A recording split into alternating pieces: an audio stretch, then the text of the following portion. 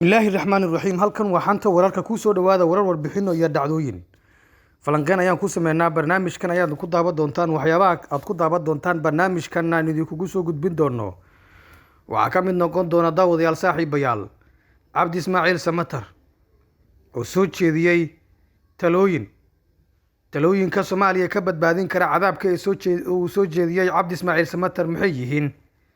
maxayse tahay halaaga iyo dhibaatada uu arkayo Cabdi Ismaaciil Samatar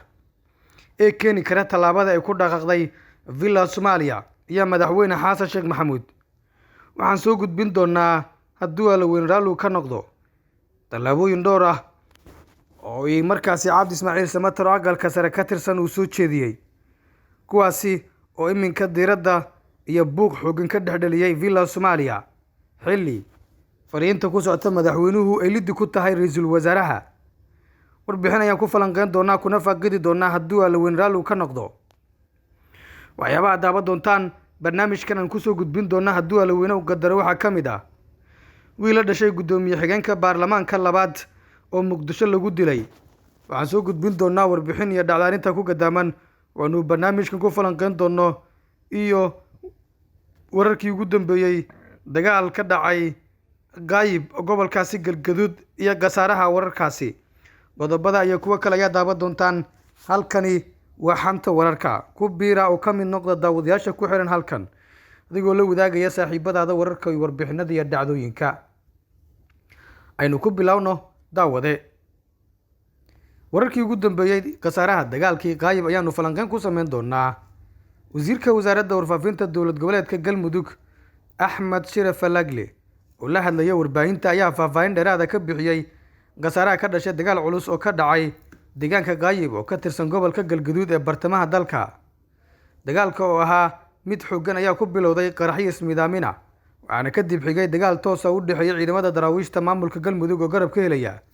kuwa deegaanka iyo xogaga Al-Shabaab ee weerarka ku qaaday halka Falagle ayaa shaaca ka qaaday in ciidamada huwanta ah ay isku difaaceen weerar uga yimid Al-Shabaab isla markaana gasaare xooggan lagu gaarsiiyay dagaalku wasiirka ayaa sidoo kale xaqiijiyay in ugu yaraan 15 xubnood oo shabaabka ka tirsan looga dilay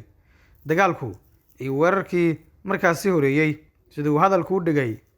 baabuurtii ay wateen waan gubnay meedku wuxuu maran yahay ilaa 20 kiiloomitir meedka rasmiga ah ee Gaayib la isugu keenay 15 ilaa 16 waaye ayuu yiri wasiir Falagle wuxuu sidoo kale tilmaamay in dhankoodu hal sargaal uga dhintay dagaalka sidoo kale ay jiraan dhimashada ilaa 3 qof oo dad rayid ah waxaa jira 4 qof oo uu ka mid yahay taliyihii hore saldhigga Cadaado gabar iyo 2 ruux oo kale oo rayid ah ayaa markii la baacsanayay meelo kala duwan rasaastu ku haleeshay 4taas ruux waa jiraan Allah u naxariisto ayuu mar kale sii raaciyay hadalkiisa xaaladda ayaa weli kacsan waxaana gobolka Galgaduud laga dareemayaa dhaqdhaqaaqyo xooggan oo ku aadan weerarka culus ee maanta Al-Shabaab ay ka geysteen gobolkaasi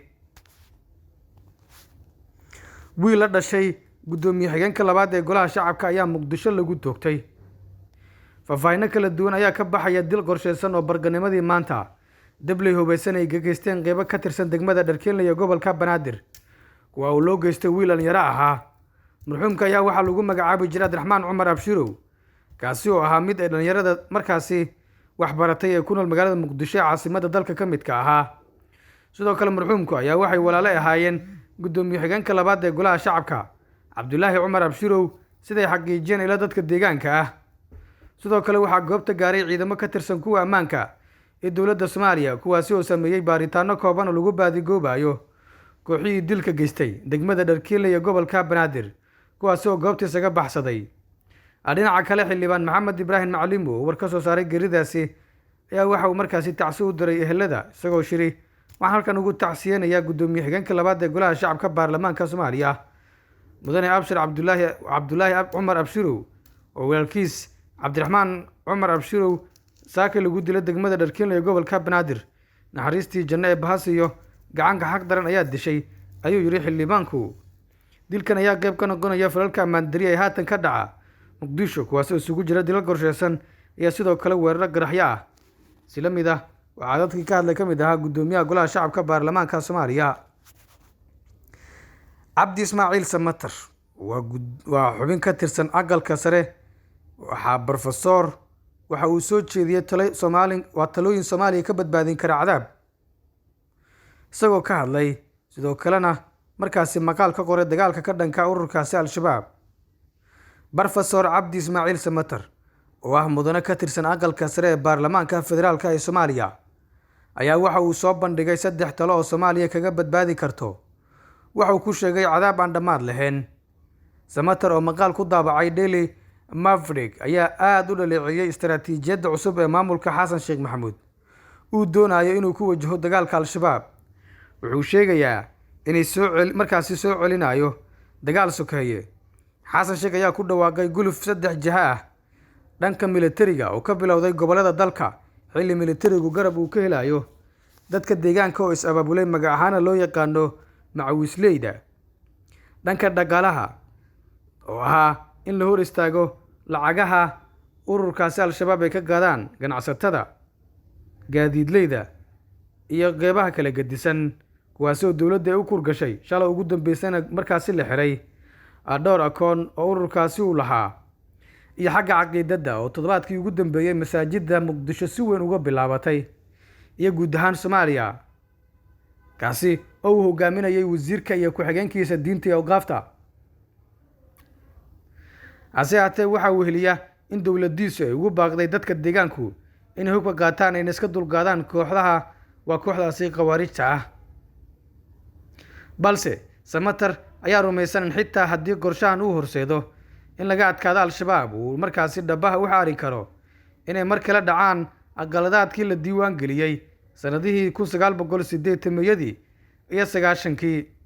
si taasi looga baaqdo, madaxweynuhu ayuu markaasi kula taliyey inuu qaado 3 tallaabo isla markaana uu ka fogaado inuu jilo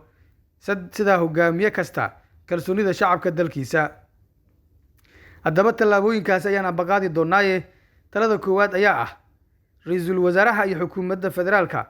ee uu haatan xilka haysa ee uu hogaamiyo Xamse Cabdi Barre ayuu ku taliyey madaxweynaha isagoo la hadlayay in la bedelo ama la keeno golo wasiirro ah oo haysta kalsoonida shacbiga ama shacabka iyo siyaasiyiinta intaba. waxaa la wada ogsoon yahay in ra'iisul wasaaraha hadda jira iyo wasiiradiisa loo magacaabay in madaxweynuhu uu maamusho hay-adda fulinta halkii uu ka noqon lahaa madaxa qaranka sida uu qabo dastuurka ku-meel gaarka ah ayuu qoray. talada labaad, golaha wasiirada cusub ayuu carabka ku adkeeyey inay tahay inay mudnaan gaara siiyaan dib u dhiska ciidan qaran, kuwa uu iskugu jira booliis, military, 2 sano ee soo socotana lagu saleeyey xirfadii aqoon dhisidooda. dhinac kale, ra'iisul wasaaraha cusub iyo kooxdiisu waxay taageero dheeraada ka raadinayaan xulafada caalamiga ah si ay u sugaan ammaanka Muqdisho, lagana xoreeyo kuwa u diidan. Muqdisho oo la xoreeyo dalka intiisa kale ayay dhiirigelin doontaa, ayuu tibaaxay hadalkiisa Professor Samatar oo aqalka sare baarlamaanka Soomaaliya ka tirsan. talada saddexaad ayaa waxay tahay dadweynaha caasimadda ayuu soo jeediyey in loo ogolaado inay soo doontaan duqa magaalada caasimadda ee Soomaaliya Muqdisho, waa magaalo madaxda iyo golaha deegaanku intuba muddo sanad gudihii ah si loo muujiyo waa cusub oo u baryay. ugu dambeyntii, inta ra'iisul wasaaraha cusub iyo kooxdiisu ay ku howlan yihiin arrintan, madaxweynuhu waxa uu awoodiisa in badan ku bixiyaa sidii uu u heli lahaa sahay cunto oo looga talagalay dhibanayaasha macluusha ayuu ku soo xiray hadalkiisa. doodan ayaa ah mid markaasi ka dhex taagan ama markaasi mid u muuqata mid dood ka dhex abuuraysa villa Soomaaliya, maadaama Professorku uu sheegay in ra'iisul wasaaraha